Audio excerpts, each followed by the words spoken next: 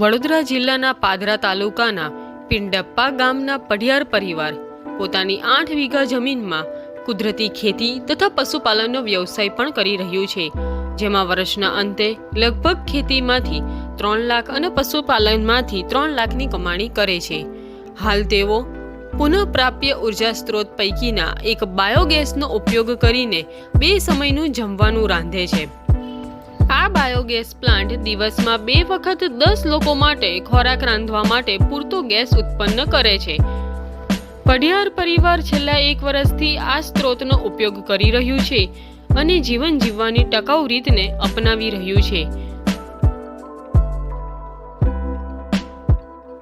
મારું નામ અરુણાબેન છે. હું પાદરા તાલુકામાં પિંડપ્પા ગામમાં રહું છું.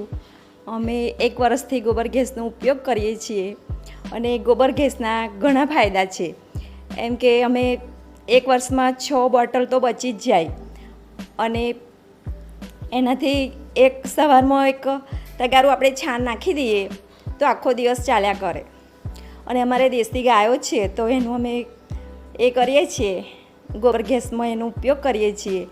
અને જે છાણ જે નીકળે છે આપણે ગોબર ગેસમાંથી જે નીકળે બહાર, જેની પેલું સ્લરી કહે છે તે, અને એનો અમારા ખેતરમાં આંબાવાળિયું કર્યું છે એમાં ઉપયોગ કરીએ છીએ.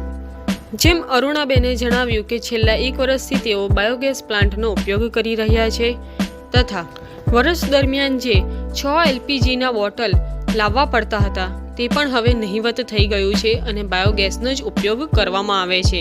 તદુપરાંત તેમાંથી ઉત્પન્ન થતી સ્લરીનો ઉપયોગ ખાતર તરીકે કરવામાં આવે છે અને તેના છાણનો ઉપયોગ બાયોગેસ અને પછી ખાતર બનાવવામાં થાય છે.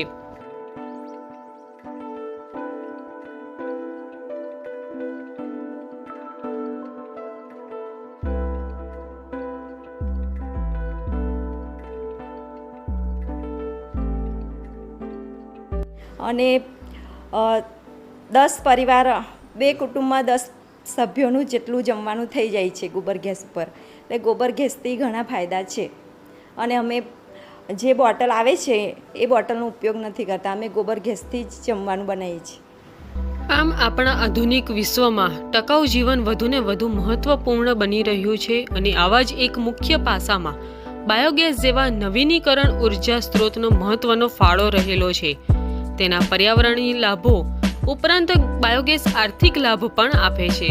તે ઉર્જાનો સ્થાનિક અને વિશ્વસનીય સ્ત્રોત પૂરો પાડે છે, જે ઘર અને વ્યવસાય માટે ઉર્જાના ખર્ચમાં ઘટાડો કરવામાં મદદરૂપ છે.